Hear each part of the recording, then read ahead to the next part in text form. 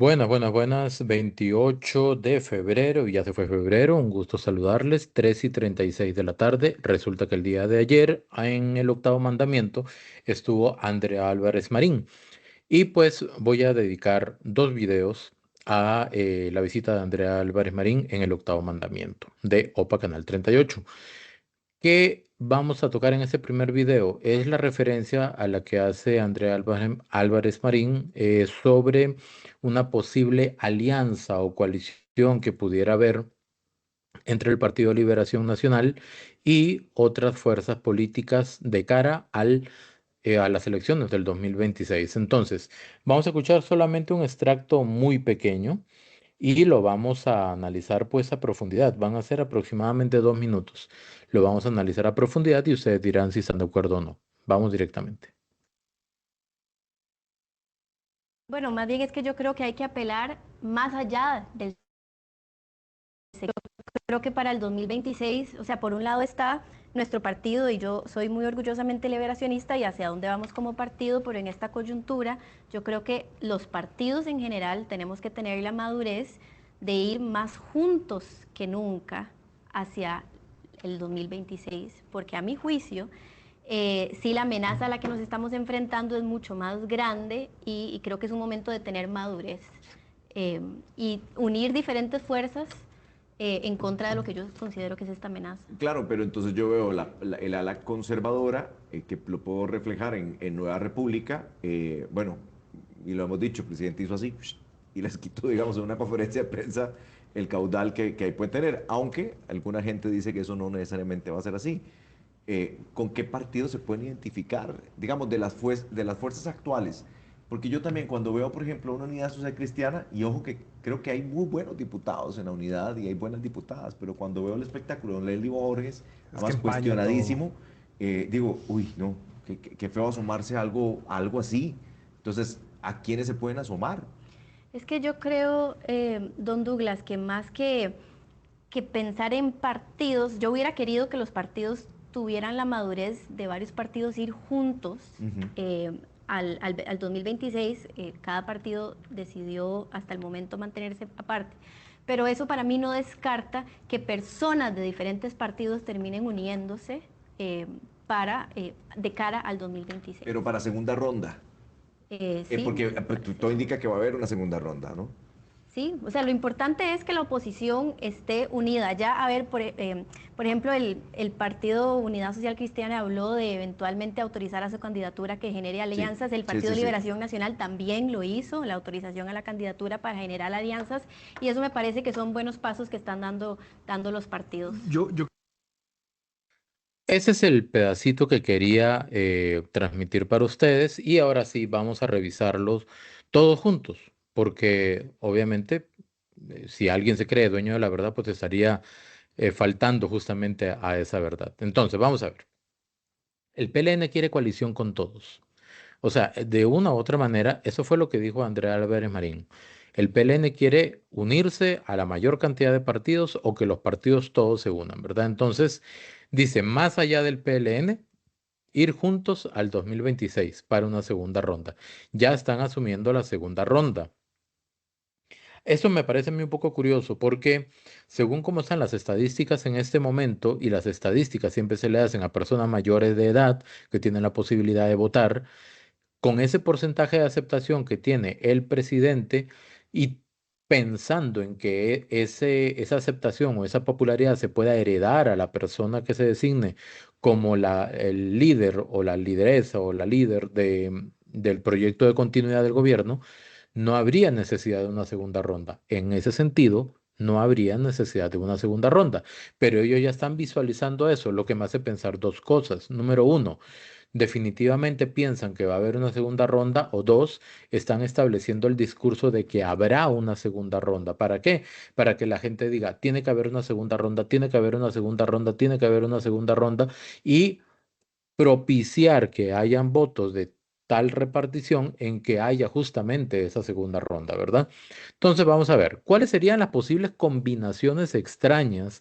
Yo le pongo así que a las que se refiere Andrea Álvarez Marín cuando dice que toda la oposición se una. Por ejemplo, Nueva República y Frente Amplio. son ideologías muy diferentes. Se han tirado horriblemente entre esos dos partidos en la Asamblea. El PLN y Nueva República. Recordemos de que incluso no se llamaron ratas entre sí, pero eh, David Segura dijo claramente que en el PLN hay algunos políticos que son unas ratas, ¿verdad? Algunos políticos, estoy diciendo, ojo. Eh, PUSC y Frente Amplio. Ese pleito que hubo entre Leslie Bojorges y Jonathan Acuña es solamente una muestra de lo que ha habido durante esta legislatura y de varios encontronazos que han habido entre diputados de la Unidad y del Frente Amplio. Ideologías diferentes de el Frente Amplio y el PLP, que eran dos cosas muy distintas, ¿ok? Muy, muy distintas. El PLN y el PUSC. El PLN y el PUS juntos son bipartidismo, así de sencillo. Y ahora imaginémonos a otro jugador que se quiere meter ahí en la colada, ¿verdad? Que es el PAC. El PAC y alguien más. ¿Quién se quiere unir con el PAC? En este momento, políticamente hablando, ¿quién se quiere unir con el PAC?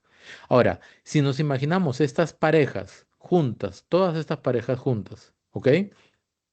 La pregunta es, ¿se imaginan que si esas parejas suenan raro entre sí, todos juntos? ¿Se imaginan una coalición de ese tipo desde la óptica tan simple, ok, muy simple? La verdad lo que quería era decir simplona. Esa óptica simplona de que si este tiene tantos votos y este tantos votos y este tantos votos, lo juntamos a todos y nos vamos a segunda ronda. O lo juntamos a todos y ganamos segunda ronda.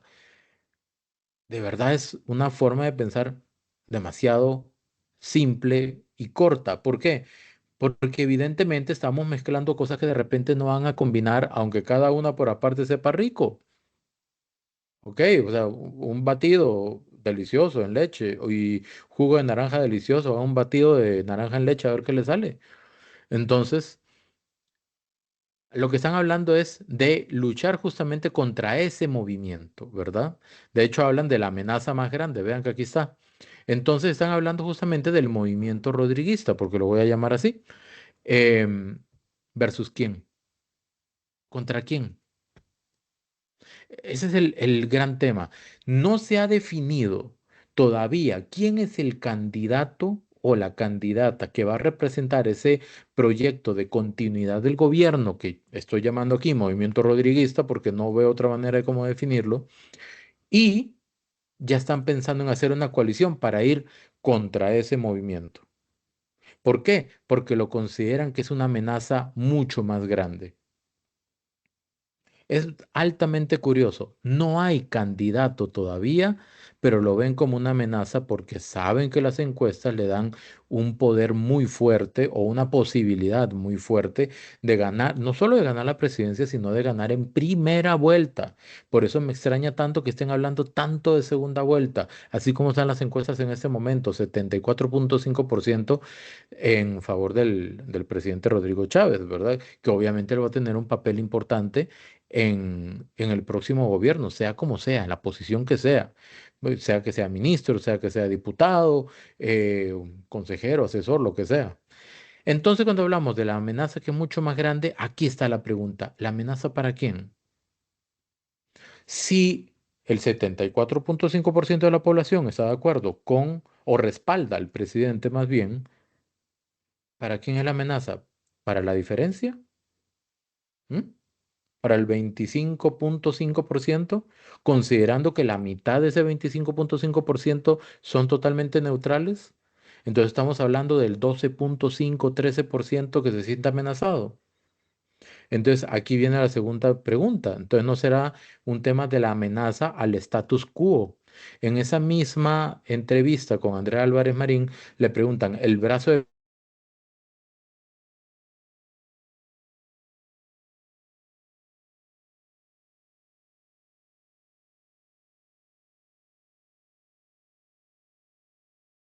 actualmente en la parte institucional? Así lo entiendo yo. ¿Ok? Y eso lo que genera justamente es el status quo, la estructura de poder. La estructura de poder no visible, pero existente que hay en un país o en una sociedad o en un esquema, en un sector, en un territorio, un esquema social. ¿Ok? Entonces, pregunto, ¿qué pasa si el poder, o al poder es eso, vamos a corregirlo para que se vea bonito, como el informe, como el informe de Vanessa Castro, bonito. ¿Qué pasa si al poder llegara una coalición con múltiples ideologías? Pregunta, ¿cómo se reparten los ministerios? ¿Qué ministerio acogería o dirigiría cada una de esas ideologías? Imaginan un ministerio de Economía dirigido por alguien del Frente Amplio, por ejemplo? ¿Un ministerio de Educación dirigido por alguien de Liberación Nacional o del Frente Amplio? Em, no sé, pensemos un ministerio ¿cuál podríamos decir? Uno que mueva mucho. La Caja, por ejemplo, la Caja dirigida por alguien del Frente Amplio, de otros partidos, no solamente Frente Amplio, no solamente Liberación, sino también de la Unidad, sino también del PLP, que yo personalmente creo que el PLP, si acaso va a sacar un candidato, un diputado, si acaso, si es que no se desaparece y sigue la misma del PAC. Entonces, ¿se imaginan cómo harían para repartirse eso y qué tipo de gobernabilidad podría haber con diferentes ideologías dirigiendo diferentes instituciones, diferentes jerarcas? No sé, no me lo imagino, la verdad no me lo imagino. Luego, ¿cuál va a ser el norte económico común? Porque las políticas económicas se tienen que alinear entre todas las instituciones del Estado.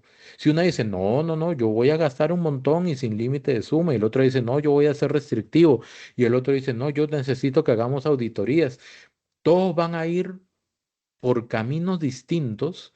Va a ser como cuando se estalla esas bazucas llenas de confeti y cositas así de colores para los cumpleaños, que todo sale para todo lado. Por ahí más o menos estaría desorientándose completamente la política y la gobernabilidad del país, me parece a mí. Y algo muy importante aquí, muy importante. No sabemos cuál va a ser el perfil de los diputados que van a ser preseleccionados por cada partido para las elecciones. Eso lo desconocemos total y profundamente. No sabemos quiénes van a ser esos diputados. Nada más están hablando de diputados. Eso no ha cambiado y no va a cambiar de aquí al 2026. La lista de diputados por partido la van a elegir ellos, solamente cada partido. Y ya vimos qué tipos de diputados llegaron a la Asamblea. Excelentes, buenos, excelentes, muy buenos, buenos, regulares, malos, re malos, recontra malos, hiper malos, no sé, decepcionantes algunos. Entonces, eso también es lo que hay que ver y ellos no están valorando eso. Están tomando en consideración o están contando, asumiendo. Y estoy hablando de lo que dice Andrea Álvarez Marín, que me imagino que de alguna manera refleja lo que están diciendo dentro del partido. Pero lo que están asumiendo es que van a tener X cantidad de diputados y si no van a ir en coalición y que la gente va a votar por ellos sin saber quiénes son esos diputados. A ver. Si ustedes hubieran sabido, voy a decir algunos diputados al azar, completamente al azar. Si ustedes hubieran sabido que por el partido X, cualquiera, iba una persona que se llama Dinora y otro que se llama Francisco y otra que se llama Vanessa y otra que se llama, otro que se llame Ariel y otro que se llama Eli, ¿verdad? El apellido que ustedes quieran ponerle. Si ustedes supieran que por X partidos están yendo esas personas que ya las conocen como las conocen hoy, ¿votarían por esos partidos?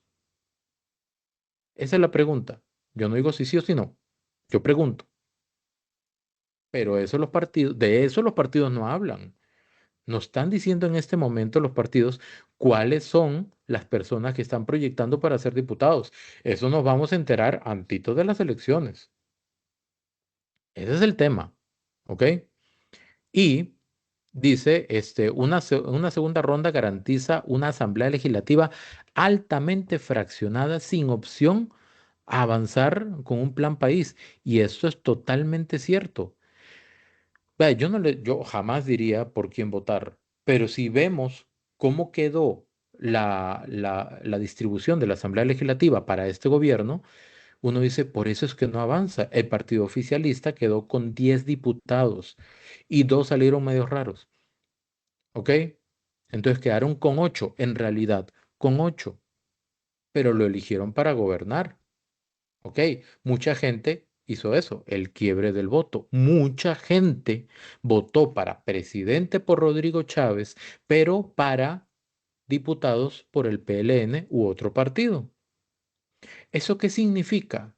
Eso significa que se compró el discurso, vean lo que son las campañas, se compró el discurso de que el PLN era un partido que tenía estructura, que tenía orden, que tenía gente, y yo escuché a mucha gente decir, es que el PLN sí tiene partido, sí tiene equipo, y Rodrigo Chávez no lo tiene.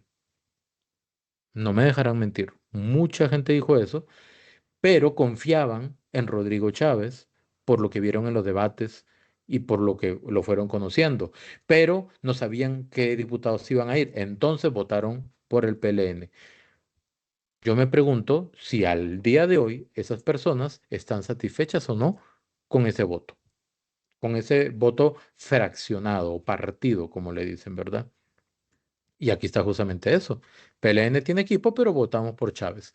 Yo quisiera una reflexión de alguien, si alguien quiere comentar, qué hizo exactamente esa elección, cómo se siente el día de hoy. ¿Satisfecho, no satisfecho, satisfecha, no satisfecha? Los demócratas unidos jamás serán vencidos. Dice, lo puse aquí. Es que Andrea Álvarez Marín habla de los demócratas. O sea, los demócratas en la entrevista, la verdad, de los demócratas debemos estar unidos, ¿verdad? ¿Por qué el movimiento rodriguista no sería demócrata? ¿Por qué este gobierno no sería democrático? Pienso, ¿qué nos hace pensar que en Costa Rica no existe democracia en este tipo de representación?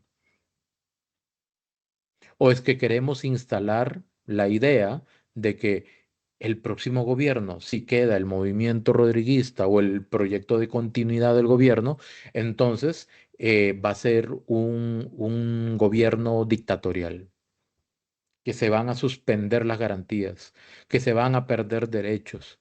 O peor todavía, como alguien ha dicho por ahí, o algunas personas dicen, vamos a terminar como Venezuela, como Cuba o como Nicaragua. Eso es bastante ilógico. Bastante ilógico, porque lejos de ser un cúmulo de frases que evocan al espanto, no hay una base ni teórica ni lógica para afirmar algo así. En Costa Rica no va a haber una dictadura, no hay un ejército, ni lo habrá. Entonces, eso no va a suceder. Las dictaduras solamente se dan con ejércitos, punto, porque es la imposición del poder por la fuerza. ¿Ok? Y otra cosa importante, si se eligen mejores diputados, y esto es un repaso nada más, si se eligen mejores diputados, tenemos mejor elección de magistrados, mejor elección de los jerarcas de la Contraloría, Contralor y Subcontralor, y mejor elección para la Defensoría de los Habitantes. Y todo de lo que es, de aquí derivan un montón de cosas, pero la Asamblea tiene ese poder. Por eso es muy importante que nosotros nos enfoquemos en conocer profundamente quiénes van a ser los candidatos a diputados para las próximas elecciones de todos los partidos.